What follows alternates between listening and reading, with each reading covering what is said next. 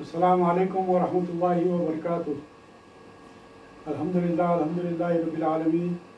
نحمدہ و نصلی علی رسولہ الکریم، اما بعد۔ قال اللہ تعالی فی شان حبیبہ ان اللہ و ملائکتہ یصلون علی النبی یا ایھا الذین آمنوا صلوا علیہ وسلموا تسلیما۔ اللہم صل علی سیدنا نبینا شفیعنا حبیبنا مولانا محمد وبارک وسلم۔ الحمدللہ ثم الحمدللہ، اللہ تبارک و تعالیٰ کے فضل و کرم سے ہر جمعہ سیرت النبی صلی اللہ علیہ وسلم سے متعلق تفصیلات رکھے جا رہے ہیں، اور سرکار صلی اللہ علیہ وسلم کی سیرت سے متعلق جو باتیں ہمارے سامنے آ رہی ہے وہ ہمارے لیے مشعل راہ ہے۔ ہم نے سرکار دو عالم صلی اللہ علیہ وسلم کی ابتدا جو اس سیرت سے متعلق جو کیے تھے وہ سرکار صلی اللہ علیہ وسلم کی ولادت سے پہلے کے حالات بھی آپ کے سامنے رکھے، پھر اس کے بعد پھر سرکار صلی اللہ علیہ وسلم کی نوجوانی کے واقعات مختصراً آپ کے سامنے رکھے گئے، کچھ معجزات بھی آپ کے سامنے آئے، پھر ام المومنین حضرت خدیجہ کبریٰ رضی اللہ تعالیٰ عنہ سے نکاح کا ذکر بھی آپ کے سامنے آیا، اور سرکار صلی اللہ علیہ وسلم کی اور ام المومنین حضرت سیدہ خدیجہ کبریٰ رضی اللہ تعالیٰ عنہ کے ساتھ گزرتی ہوئی خوشگوار زندگی کو بھی ہم نے آپ کے سامنے مختصراً رکھا، اور اب ان کی آل اور اولاد کے تعلق سے یہاں پر تذکرہ کیا جا رہا ہے۔ گزشتہ مجلسوں میں سرکار دو عالم صلی اللہ علیہ وسلم کی سب سے بڑی صاحبزادی بی بی زینب رضی اللہ تعالیٰ عنہ، پھر اس کے بعد بی بی رقیہ رضی اللہ تعالیٰ عنہ اور ام کلثوم رضی اللہ تعالیٰ عنہ کے تعلق سے آپ کے سامنے تفصیلات رکھے گئے تھے۔ آج کی مجلس میں ہم سرکار صلی اللہ علیہ وسلم کی چوتھی صاحبزادی حضرت بی بی فاطمہ رضی اللہ تعالیٰ عنہ سے متعلق تفصیلات آپ کے سامنے رکھیں گے۔ حضرت فاطمہ رضی اللہ تعالیٰ عنہ سید عالم صلی اللہ علیہ وسلم کو اپنے گھر والوں میں سب سے زیادہ عزیز تھی۔ علماء نے ان کو حضرت صلی اللہ علیہ وسلم کی صاحبزادیوں میں عمر میں سب سے چھوٹی بتایا ہے۔ حضرت عائشہ صدیقہ رضی اللہ تعالیٰ عنہ سے ایک صاحب نے دریافت کیا کہ حضرت صلی اللہ علیہ وسلم کو سب سے زیادہ محبوب کون تھے؟ جواب میں فرمایا فاطمہ، یعنی کہ فاطمہ رضی اللہ تعالیٰ عنہ۔ سائل نے دوبارہ دریافت کیا کہ مردوں میں کون زیادہ محبوب تھے؟ جواب میں حضرت عائشہ صدیقہ رضی اللہ تعالیٰ عنہ نے ارشاد فرمایا کہ فاطمہ کے شوہر یعنی حضرت علی رضی اللہ تعالیٰ عنہ۔ حضرت فاطمہ رضی اللہ تعالیٰ عنہ کی ولادت سید عالم صلی اللہ علیہ وسلم کی عمر شریف کے 41ویں سال ہوئی۔ مدائنی میں فرماتے ہیں کہ ان کی ولادت اس وقت ہوئی جبکہ قریش کعبۃ اللہ کی تعمیر میں لگے ہوئے تھے، اور سید عالم صلی اللہ علیہ وسلم بھی ان کے ساتھ مشغول تھے۔ جب سید عالم صلی اللہ علیہ وسلم کو رب العزت کی جانب سے تبلیغ کا حکم ہوا اور آپ صلی اللہ علیہ وسلم نے بامر الہی توحید کی دعوت دینا شروع کر دیا تو قریش مکہ آپ صلی اللہ علیہ وسلم کے دشمن ہو گئے اور طرح طرح سے آپ صلی اللہ علیہ وسلم کو ستانے لگے۔ آپ صلی اللہ علیہ وسلم کی تکلیف سے آپ کی اہلیہ محترمہ یعنی کہ آپ کی اور ہماری ماں ام المومنین حضرت سیدہ خدیجہ کبریٰ رضی اللہ تعالیٰ عنہ اور آپ کی اولاد سبھی کو تکلیف اور دکھ ہوا کرتا تھا۔ حضرت فاطمہ رضی اللہ تعالیٰ عنہ اپنی کم عمری میں ان تکلیفوں کو سہتی تھی۔ ایک مرتبہ سید عالم صلی اللہ علیہ وسلم کعبۃ اللہ شریف کے قریب نماز کی نیت باندھ لی، وہیں قریش اپنی مجلسوں میں بیٹھے ہوئے تھے کہ ان میں سے ایک بدبخت یعنی کہ ابو جہل نے حاضرین نے مجلس سے کہا کہ بولو تم میں سے کون ہے جو اس کام کو کر سکتا ہے کہ فلاں خاندان نے جو اونٹ ذبح کیا ہے اس کی اوجڑی خون اور لید لے آوے، اور پھر جب یہ یعنی کہ محمد صلی اللہ علیہ وسلم سجدے میں جاوے تو ان کے کاندھوں کے درمیان رکھ دے وے۔ یہ سن کر ایک شقی القلب اٹھا جو اس وقت کے حاضرین میں موجود تھا، اس بدبخت نے یہ سب گندگی کے چیزیں اٹھا کر لایا، اور سرکار دو عالم صلی اللہ علیہ وسلم جب سجدے کی حالت میں تھے تو آپ کے کاندھوں پر، آپ کی پیٹھ پر جو ہے سو وہ اونٹ کی اوجڑی لا کر رکھ دیا۔ اس سے آپ سجدے ہی میں، یعنی کہ آپ اندازہ لگائیے کہ اونٹ کی اوجڑی کس قدر وزن دار ہوتی ہے، وہ اونٹ کی اوجڑی پوری لا کر آپ کے کاندھوں پر رکھ دیا، آپ کے پیٹھ پہ مبارک پر رکھ دیا، جس کی وجہ سے آپ سجدے میں جو سو دب گئے۔ یہ حالت کی، اس بات کی کیفیت جب لوگوں نے جب سرکار صلی اللہ علیہ وسلم کے گھرانے کو، آپ کے گھر کو جب پہنچائی، تو وہاں پر بی بی فاطمہ رضی اللہ تعالیٰ عنہا، جو ابھی بہت ہی کم سن تھی، انہیں جب معلوم ہوا تو وہ دوڑتی ہوئی وہ کعبۃ اللہ شریف کے پاس آئی، جہاں پر سرکار صلی اللہ علیہ وسلم نماز پڑھ رہے تھے۔ وہ آ کر اپنے ننھے چھوٹے چھوٹے ہاتھوں سے اس اوجڑی کو ڈھکیل کر نکالا، اور ان بدبختوں کو بددعا دی، اور ان کے تعلق سے برا بھلا کہا۔ اور پھر یہاں پر جو بات ہمارے سامنے آتی ہے کہ جب یہ بات ہوئی تو سرکار دو عالم صلی اللہ علیہ وسلم، جو بہت ہی صابر اور شاکر تھے، لیکن بسا اوقات آپ بھی بحیثیت ایک انسان ہونے کے، آپ نے بھی بعض اوقات تکلیفوں کو سہنا بڑا مشکل ہو جاتا تھا۔ ویسے تو بہت سے تکالیف آپ نے برداشت کی، لیکن بسا اوقات آپ نے بھی بددعا کی۔ تو یہاں پر بھی سرکار دو عالم صلی اللہ علیہ وسلم نے ان بدبختوں کے خلاف بددعا کی کہ قریش کے تعلق سے آپ نے بددعا 3 مرتبہ آپ نے، سرکار صلی اللہ علیہ وسلم کا ایک طریقہ کار یہ تھا کہ جب کبھی بھی جو دعا کرتے تھے تو وہ 3 مرتبہ کرتے تھے، 3 مرتبہ اللہ تعالیٰ سے رجوع ہوتے تھے اور دعا کرتے تھے۔ دعا کا جو طریقہ سرکار صلی اللہ علیہ وسلم کی جو سنت ہمارے سامنے آتی ہے وہ یہ ہے کہ سرکار صلی اللہ علیہ وسلم 3 مرتبہ دعا کرتے تھے۔ اسی طریقے سے آپ نے اپنی عادت کے مطابق 3 مرتبہ یہاں پر ان لوگوں کے خلاف، ان لوگوں کو جو سو بددعا کی۔ اول تو یہ کہا آپ نے کہ قریش کے لیے عام بددعا کی کہ اے اللہ تو قریش کو سزا دے، قریش کے ان بدبختوں کو سزا دے۔ اور اس کے بعد قریش کے سرغنوں کے نام لے کر ہر ایک کے لیے علیحدہ بددعا فرمائی جو وہاں پر موجود تھے، اور جن لوگوں نے یہ کام کو انجام دیا تھا ان کے لیے سرکار دو علیہ وسلم نے بددعا کی۔ الغرض، حضرت فاطمہ رضی اللہ تعالیٰ عنہا کا بچپن دین کے لیے تکلیفیں سہنے میں گزرا، یعنی کہ بچپن ہی سے آپ سرکار دو علیہ وسلم کو اور دیگر جو لوگ اسلام میں داخل ہوتے تھے، مسلمان ہوتے تھے، ان پر ظلم و زیادتی کے جو پہاڑ ٹوٹتے تھے اس کو دیکھتے ہوئے گزرا، اور نہ صرف وہ دیکھتے ہوئے گزرا بلکہ سرکار صلی اللہ علیہ وسلم پر جب یہ تکلیفیں پہنچتی تو لازمی نتیجہ ہے کہ اس کا سب سے زیادہ اثر گھر والوں کو ہوگا، گھر والوں میں لازمی بات ہے کہ اہلیہ اور بچوں کو ہوگا۔ تو اس طریقے سے سرکار دو عالم صلی اللہ علیہ وسلم کو جو تکالیف پہنچی تھی تو اس کا تکلیف ام المؤمنین جو آپ کی زوجہ محترمہ سیدہ خدیجہ کبریٰ رضی اللہ تعالیٰ عنہا کو اور آپ کے صاحبزادیوں کو ہوتا تھا۔ بہرحال حتیٰ یہ تکلیفیں اس وقت تک آپ دیکھتی رہی، حتیٰ یہ کہ سید عالم صلی اللہ علیہ وسلم نے قریش کی ایذاؤں سے بچنے کے لیے اللہ تبارک تعالیٰ کے حکم پر آپ نے ہجرت فرمائی، مکے سے مدینے کو آپ نے ہجرت کی۔ سید عالم صلی اللہ علیہ وسلم ہجرت کا وہ تمام واقعہ ہمارے سامنے ہے، گزشتہ بھی مجلسوں میں بیان کیا گیا تھا کہ سید عالم صلی اللہ علیہ وسلم نے حضرت ابوبکر صدیق رضی اللہ تعالیٰ عنہ کو رفیق سفر بنا کر ہجرت کی تھی، اور آپ صلی اللہ علیہ وسلم اپنے تمام کنبے کو مکہ معظمہ ہی میں چھوڑ دیا تھا۔ اسی طریقے سے حضرت ابوبکر صدیق رضی اللہ تعالیٰ عنہ بھی جب سرکار صلی اللہ علیہ وسلم کے ساتھ ہجرت کرنے کے لیے ساتھ نکلے تو ان کے افراد خاندان بھی مکے ہی میں رہ گئے تھے۔ حضرت عائشہ صدیقہ رضی اللہ تعالیٰ عنہا فرماتی ہیں کہ جب سید عالم صلی اللہ علیہ وسلم نے ہجرت فرمائی تو ہم دونوں بیویاں حضرت سودا رضی اللہ تعالیٰ عنہ اور پھر دوسرے یہ خود یعنی کہ حضرت عائشہ صدیقہ رضی اللہ تعالیٰ عنہ کو اور اپنی صاحبزادیوں کو مکے ہی میں چھوڑ کر تشریف لے گئے، اور مدینہ منورہ پہنچ کر جب آپ صلی اللہ علیہ وسلم مقیم ہو گئے تو زید بن حارثہ رضی اللہ تعالیٰ عنہ جو سرکار صلی اللہ علیہ وسلم کی خدمت میں رہتے تھے،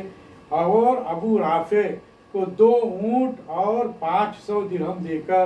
مکہ بھیجے تاکہ ہم سب کو مدینہ منورہ سے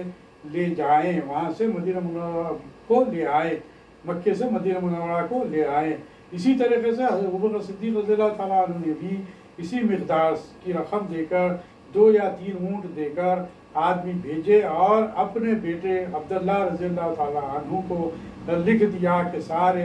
افراد خاندان کو لے آؤ۔ چنانچہ حضرت سید عالم صلی اللہ علیہ وسلم اور صدیق اکبر رضی اللہ تعالیٰ عنہ کے سب گھر والوں نے ایک ساتھ مدینہ منورہ کو ہجرت کی۔ اس قافلے میں حضرت فاطمہ رضی اللہ تعالیٰ عنہ اور ان کی بہن حضرت ام کلثوم رضی اللہ تعالیٰ عنہ اور آپ لوگوں کی پرورش کرنے والی سرکار وسلم کی سمجھیے کہ یہ عبداللہ، حضرت عبداللہ جو آپ کے والد بزرگوار تھے، اور پھر آپ کے والدہ کے جو باندی تھی ام ایمن، ان کو بھی جو ہے سو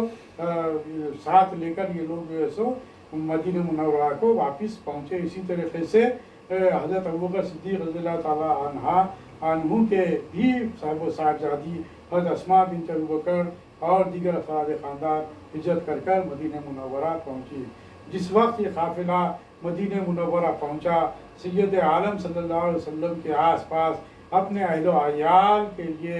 حجرے بنوا رہے تھے۔ انہی میں آپ صلی اللہ علیہ وسلم نے اپنی صاحبزادیوں اور ام المؤمنین حضرت سودا رضی اللہ تعالیٰ عنہ اور حضرت عائشہ صدیقہ رضی اللہ تعالیٰ عنہ کا ٹھہرنے کا انتظام فرمایا۔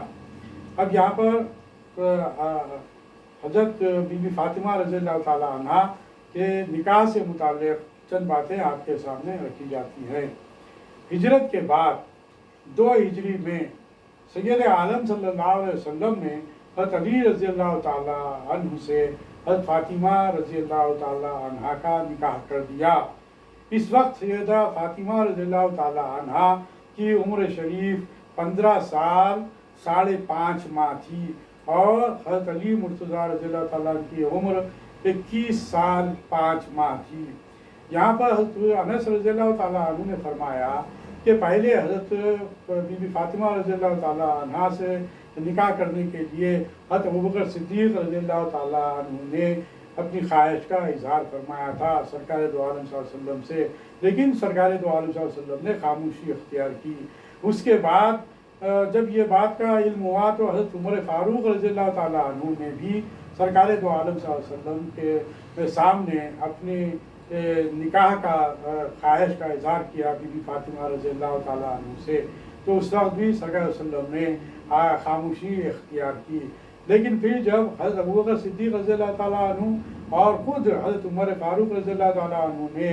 اس بات کی طرف یعنی کہ بی بی فاطمہ رضی اللہ تعالیٰ عنہ سے نکاح کے لیے حضرت علی رضی اللہ تعالیٰ عنہ کو توجہ مبذول کروائی اور کہا کہ آپ سرکار دو عالم صلی اللہ علیہ وسلم کے سامنے اس بات کی پیشکش کیجئے، اس بات کی خواہش کیجئے کہ بی بی فاطمہ رضی اللہ تعالیٰ عنہ سے آپ نکاح کرنا چاہتے ہیں۔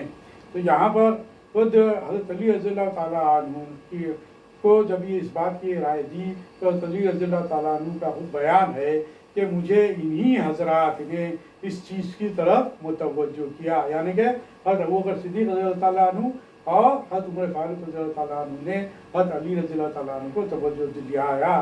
جبکہ آپ فرما رہے ہیں کہ اس سے میں غافل تھا، یعنی کہ آپ کو اس بات کی طرف توجہ نہیں تھی۔ ان کے توجہ دلانے سے میں سید عالم صلی اللہ علیہ وسلم کی خدمت گرامی میں حاضر ہوا اور پیغام نکاح دیا۔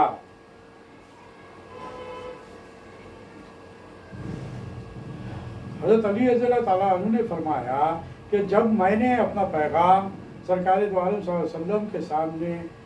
بی بی فاطمہ رضی اللہ تعالیٰ عنہ سے نکاح کرنے کی خواہش کا اظہار کیا تو سرکار دو عالم صلی اللہ علیہ وسلم نے مجھ سے سوال کیا کہ کچھ تمہارے پاس ہے، تمہارے پاس کیا ہے؟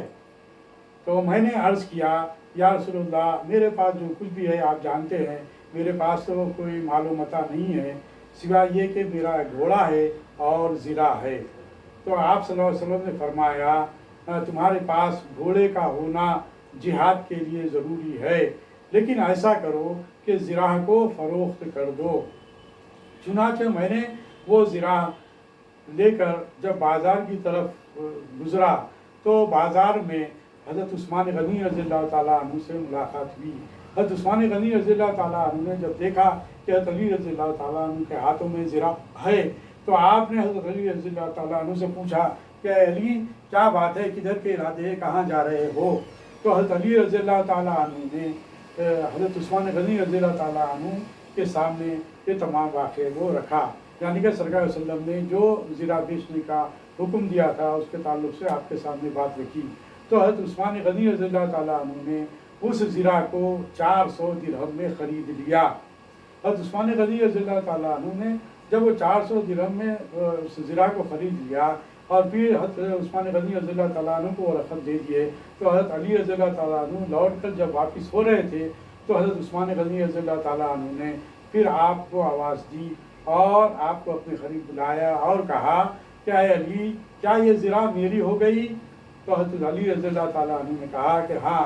آپ نے اسے خرید لیا، یہ زرہ آپ کی ہو گئی۔ تو عثمان غنی رضی اللہ تعالیٰ عنہ نے کہا کہ اب میں اسے جو چاہے کر سکتا ہوں؟ تو حضرت علی رضی اللہ تعالیٰ عنہ نے کہا کہ ہاں یہ تو آپ کی زرہ ہو گئی ہے، آپ اسے جو چاہے کر سکتے ہیں۔ تو حضرت عثمان غنی رضی اللہ تعالیٰ عنہ نے بہت ہی محبت کے ساتھ اس زرہ کو حضرت علی رضی اللہ تعالیٰ عنہ کو واپس لوٹا دیا اور کہا کہ یہ زرہ تمہارے سینے پر ہی اچھی لگتی ہے۔ اس طریقے سے حضرت عثمان غنی رضی اللہ تعالیٰ عنہ نے بڑا ہی نیک کام کیا۔ حضرت علی رضی اللہ تعالیٰ عنہ وہ زرہ اور 400 درہم لے کر واپس آئے اور سرکار دو عالم صلی اللہ علیہ وسلم کو پیش کر دیے اور اس بات کی اطلاع دی کہ حضرت عثمان غنی رضی اللہ تعالیٰ عنہ نے جو واقعہ پیش آیا تھا اس کو سرکار صلی اللہ علیہ وسلم کے سامنے پیش کیا۔ تو حضرت رسول اللہ صلی اللہ علیہ وسلم نے حضرت عثمان غنی رضی اللہ تعالیٰ عنہ کو دعائیں دی۔ تو بہرحال سرکار دو عالم صلی اللہ علیہ وسلم نے اب یہاں پر ایک واقعہ کی بھی سامنے تفصیل ہمارے سامنے آتی ہے کہ حضور کریم صلی اللہ علیہ وسلم کے مشہور خادم حضرت انس رضی اللہ تعالیٰ عنہ نے بھی حضرت سیدنا علی رضی اللہ تعالیٰ عنہ اور سیدہ فاطمہ رضی اللہ تعالیٰ عنہ کے نکاح کی تفصیل نقل کی ہے۔ وہ فرماتے ہیں کہ حضرت صلی اللہ علیہ وسلم نے مجھ سے فرمایا کہ جاؤ حضرت ابوبکر اور عمر اور عثمان اور عبد الرحمن بن عوف رضی اللہ تعالیٰ عنہ کو اور چند انصار صحابہ کو بلا لاؤ۔ چنانچہ میں نے جا کر انہیں بلا لایا۔ جب یہ حضرات حاضر ہو گئے اور اپنی اپنی جگہ بیٹھ گئے تو حضرت صلی اللہ علیہ وسلم نے نکاح کا خطبہ پڑھا اور اس کے بعد فرمایا کہ اللہ تعالیٰ نے مجھے حکم فرمایا ہے کہ علی سے فاطمہ کا نکاح کر دوں۔ تم لوگ گواہ ہو جاؤ کہ میں نے 400 مسقال چاندی مہر میں مقرر کر کے علی سے فاطمہ کا نکاح کر دیا۔ جب حضرت علی رضی اللہ تعالیٰ عنہ نے اس نکاح سے اپنی رضامندی کا اظہار کیا اور جب یہ نکاح ہو گیا تو سرکار دو عالم صلی اللہ علیہ وسلم نے انہیں اپنے پاس بلایا اور ان کے لیے دعا فرمائی اور آپ صلی اللہ علیہ وسلم نے فرمایا کہ اللہ تم کو جوڑے رکھے اور تمہارا نصیبہ اچھا کرے اور تم پر برکت دے اور تم سے بہت سی اور پاکیزہ اولاد ظاہر فرمائے۔ یعنی حضرت علی رضی اللہ تعالیٰ عنہ نے حضرت فاطمہ رضی اللہ تعالیٰ عنہ سے ماہ رجب میں نکاح کیا جب کہ ہجرت کر کے مدینہ منورہ پہنچے تھے اور رخصتی غزوہ بدر سے واپس ہونے پر ہوئی۔ اس وقت حضرت سیدہ فاطمہ رضی اللہ تعالیٰ عنہ کی عمر شریف 15 سال اور 5 ماہ تھی اور حضرت علی اور بعض روایات کے مطابق 18 سال تھی۔ اس سے معلوم ہوا کہ نکاح اور رخصتی ایک ساتھ نہیں ہوئی بلکہ پہلے آپ کا نکاح کیا گیا اور اس کے بعد میں آپ کی رخصتی انجام پائی۔ صحابہ میں لکھا ہے کہ حضرت صلی اللہ علیہ وسلم نے جہیز میں حضرت فاطمہ رضی اللہ تعالیٰ عنہا کو ایک بچھونا اور ایک چمڑے کا تکیہ جس میں کھجور کی چھال بھری ہوئی تھی اور 2 چکیاں اور 2 مشکیزیں عنایت فرمائے۔ ایک روایت میں 4 تکیے بھی آئے ہیں اور ایک روایت میں 4 پائی کا بھی ذکر کیا گیا ہے۔ ایک روایت ہے کہ ان کی رخصتی جس رات کو ہوئی ان کا بستر مینڈے کی کھال کا تھا۔ ممکن ہے یہ حضرت علی رضی اللہ تعالیٰ عنہ کے گھر ہی کا بستر ہو۔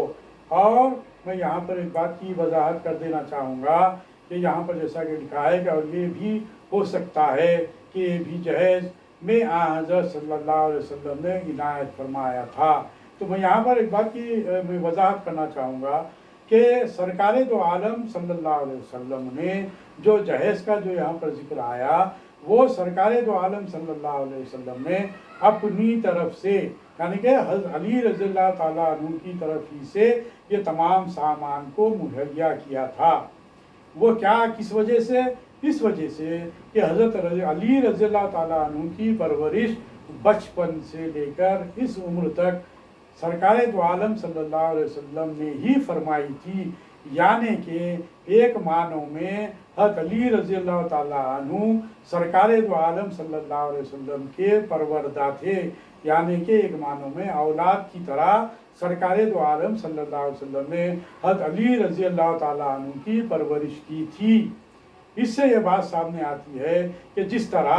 حضرت علی رضی اللہ تعالیٰ عنہ نے جا کر اپنی زرع بیچ کر 400 درہم جو لا کر سرکار دو عالم صلی اللہ علیہ وسلم کو دیے تھے، اس میں سے ہی سرکار دو عالم صلی اللہ علیہ وسلم نے اس سامان کو فراہم کیا تھا، اس سامان کو مہیا کیا تھا۔ حضرت بلال رضی اللہ تعالیٰ عنہ سے کہہ کر ان تمام سامان کے لیے خوشبو لانے کے لیے اور چھوارے لانے کے لیے، جیسا کہ آج بھی ہم اس سنت پر عمل کرتے ہیں کہ چھوارے آپ دیکھیے کہ کس کی طرف سے آتے ہیں؟ دولہے والے لے کر آتے ہیں، دلہن والوں کی طرف سے نہیں جاتے، دولہے والے چھوارے لے کر آتے ہیں اور خوشبو وغیرہ لگانے کا بھی انتظام کیا جاتا ہے محفل نکاح میں۔ تو اس سے یہ بات سامنے آتی ہے کہ سرکار دو عالم صلی اللہ علیہ وسلم کو جب حضرت علی رضی اللہ تعالیٰ عنہ جو آپ کے پروردہ تھے، ایک معنوں میں اولاد کی طرح بیٹے کی طرح آپ کی پرورش ہوئی تھی، آپ نے سرکار دو عالم صلی اللہ علیہ وسلم کو وہ رقم لا کر دے دی تھی اور اسی میں سے سرکار دو عالم صلی اللہ علیہ وسلم نے جہیز کا سامان بھی مہیا کیا اور خوشبو کا بھی انتظام کیا اور چھوارے لانے کے لیے بھی کہا، اور ان چھواروں کو لا کر بعد نکاح خطبہ کے اس کو لوگوں کے طرف اچھال دیا گیا اور سبھی سے کہا کہ اسے اٹھاؤ اور نوش فرماؤ۔ تو یہی آج بھی یہ سلسلہ الحمدللہ سنت کا جاری ہے۔ آج بھی ہم جو چھوارے لے کر آتے ہیں وہ دولہے والوں کی طرف سے ہوتے ہیں اور دولہے والوں کی طرف سے ہی وہ چھوارے تقسیم کیے جاتے ہیں، اور جو بھی جہیز ہوتا ہے وہ دولہے والوں کی طرف سے ہی ہوتا ہے، دلہن والوں کی طرف سے نہیں ہوتا۔ جہیز کا مطلب دلہن والوں سے لینا انتہائی غلط بات ہے، اس سے ہم کو بچنا چاہیے، ہم کو احتیاط کرنا چاہیے۔ لوگ یہ سمجھتے ہیں کہ سرکار دو عالم صلی اللہ علیہ وسلم نے اپنی بیٹی کو ان کی اپنی استطاعت کے مطابق جہیز میں تھوڑا تھوڑا یہ جو اس کو بھی سامان دیا، وہ سرکار دو عالم صلی اللہ علیہ وسلم نے اپنی بیٹی بی بی فاطمہ رضی اللہ تعالی عنہا کو دیا۔ یہ بات بالکل غلط ہے۔ یہ بات کہ صحیح جو بات ہے وہ حضرت علی رضی اللہ تعالی عنہ کی طرف سے حضرت بی بی فاطمہ رضی اللہ تعالیٰ عنہ کے گھر کو، یعنی کہ حضرت علی رضی اللہ تعالیٰ عنہ کے گھر کو بنایا گیا، یعنی کہ زندگی گزارنے کا سامان فراہم کیا گیا۔ وہ بی بی فاطمہ رضی اللہ تعالیٰ عنہ کی طرف سے نہیں بلکہ حضرت علی رضی اللہ تعالیٰ عنہ کی طرف سے کیا گیا۔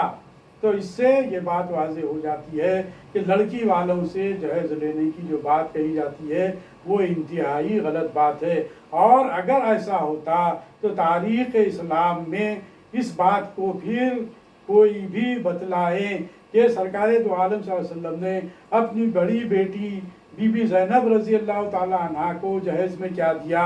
پھر آپ کی دونوں صاحبزادیوں بی بی رقیہ اور ام کلثوم رضی اللہ تعالی عنہما کے نکاح میں سرکار دو عالم صلی اللہ علیہ وسلم نے کیا دیا۔ تو اس سے یہ بات سامنے آتی ہے کہ آپ نے اپنے پہلی کے تینوں صاحبزادیوں کو بھی آپ نے جہیز میں کچھ بھی نہیں دیا، اور یہاں پر بھی بی بی فاطمہ رضی اللہ تعالی عنہا کی طرف سے جہیز فراہم نہیں کیا گیا، بلکہ حضرت علی رضی اللہ تعالی عنہ کی طرف سے بحیثیت ایک باپ ہونے کے حضرت علی رضی اللہ تعالیٰ عنہ کی چونکہ انہوں نے پرورش کی تھی، سرکار صلی اللہ علیہ وسلم نے اس کی حیثیت سے آپ نے وہ جہیز کا انتظام کیا تھا، اور وہ رقم بھی حضرت علی رضی اللہ تعالیٰ عنہ ہی کی تھی۔ اب آئیے حضرت علی رضی اللہ تعالیٰ عنہ کے ولیمے کا یہاں پر ذکر کیا گیا۔ حضرت علی رضی اللہ تعالیٰ عنہ نے دوسرے روز اپنا ولیمہ کیا، جس میں سادگی کے ساتھ جو میسر آیا کھلا دیا۔ ولیمے میں جو کی روٹی، کھجوریں، حریرہ، پنیر، مینڈے کا گوشت تھا۔ تو جو لوگ سرکار دو عالم صلی اللہ علیہ وسلم کے اس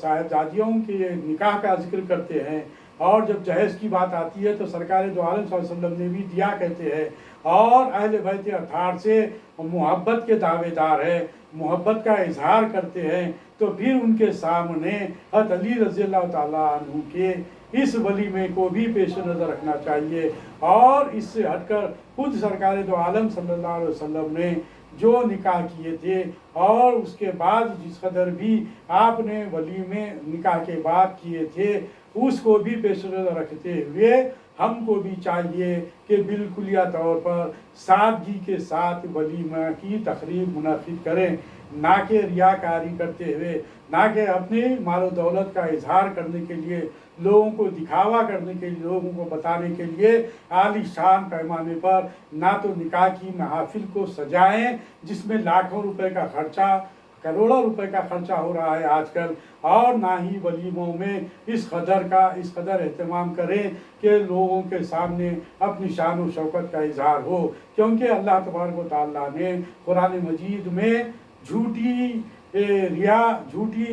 شان دکھانے والوں کو اور ریاکاری کرنے والوں کے اعمال کو پسند نہیں کیا، بلکہ دکھاوا کرنے والوں کو شیطان کا بھائی قرار دیا۔ تو ہم مسلمان ہونے کا دعویٰ کرتے ہیں، تو سرکار دو عالم صلی اللہ علیہ وسلم کی جب امت میں ہے تو سرکار دو عالم صلی اللہ علیہ وسلم کی سیرت کو ہمارے سامنے رکھنا چاہیے کہ آپ نے نکاح کس انداز سے کیا، آپ نے ولیمہ کس انداز سے کیا، اور آپ کی صاحبزادیوں کی شادیاں کس طریقے سے ہوئی، اور پھر آپ کے جو داماد تھے انہوں نے اپنے ولیموں کو کس طریقے سے انجام دیا۔ تو ہمارے سامنے یہ بات آتی ہے کہ آپ کے تمام سیرت میں یہ بات سامنے آتی ہے کہ انتہائی سادگی کے ساتھ آپ تمام لوگوں نے نکاح کیا اور ولیمے کے تقاریب منعقد کیے۔ اور ایک بات آپ کے سامنے رکھ دوں کہ آپ کی شادی جو لاکھوں روپے کا خرچ کر جو کرتے ہیں، اس میں آپ اندازہ لگائیے کہ آپ کے گھرانے میں، آپ کے خاندان میں ایسے بھی غریب لوگ ہوتے ہوں گے، اور ہر گھرانے میں غریب لوگ بھی ہوتے ہیں، جب ان کے لڑکیوں کی شادیاں نہیں ہوتی اسی جہیز کی وجہ سے یا کسی اور وجہ سے، اور ان کی عمریں بڑھ رہی ہے، اور جب وہ آپ کی عالی شان شادی میں جب تشریف لاتے ہیں، جب وہ لوگ شرکت کرتے ہیں، تو اندازہ لگائیے کہ کیا ان کے دل سے دعا نکلتی ہوگی یا پھر اور کچھ۔ اس کا اندازہ ہم کو لگانا چاہیے۔ اللہ تعالیٰ سے دعا ہے کہ اے باری تعالیٰ ہمیں سرکار دو عالم صلی اللہ علیہ وسلم کی سیرت سے، اور امہات المومنین کی سیرت سے، اور آپ کی صاحبزادیوں کی سیرت سے، اور آپ کے دامادوں کی سیرت سے جو کچھ بھی آگہی حاصل ہو رہی ہے اس پر ہم کو عمل کرنے والا بنا دے، ہم کو صحیح مسلمان بنا دے، اور پھر سرکار صلی اللہ علیہ وسلم کی محبت ہم کو عطا فرما دے، اور ہم ساری زندگی اس طریقے سے گزارنے والے بن جائے جس سے اللہ تبارک و تعالیٰ ہم سے راضی ہو جائے، سرکار دو عالم صلی اللہ علیہ وسلم ہم سے راضی ہو جائے۔ انشاءاللہ تعالیٰ بی بی فاطمہ رضی اللہ تعالیٰ عنہا کا یہ ذکر جاری رہے گا آئندہ مجلس میں بھی۔ اللہ تبارک و تعالیٰ سے دعا ہے کہ ربنا آتنا فی الدنیا حسنۃ وفی الآخرۃ حسنۃ وقنا عذاب النار۔ سبحانک لا علم لنا الا ما علمتنا انک انت العلیم الحکیم۔ رب اغفر وارحم وانت خیر الراحمین۔ سبحانک اللہم بحمدک اشہد ان لا الہ الا انت نستغفرک ونتوب الیک بفضل سبحان ربک رب العزۃ عما یصفون وسلام علی المرسلین والحمد للہ رب العالمین۔